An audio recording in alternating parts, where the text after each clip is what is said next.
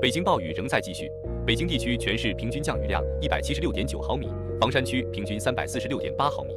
在房山周口店镇顺心捷达集配站，由于降雨引发洪水，导致现场80人被困。现场画面显示，快递被洪水冲走，运输快递的集装箱货车也被洪水淹没冲走。北京市应急救援协会机动队队长表示，救援人员已经出发，但是洪水和桥面一样高了，车开不进去。我现在探路的队员已经在边上了，但是边上所有的路都跟水都跟桥一边齐，车开不进去。现在80个人被困，上房顶了，再那什么，再不成。哇，那大货车冲跑了。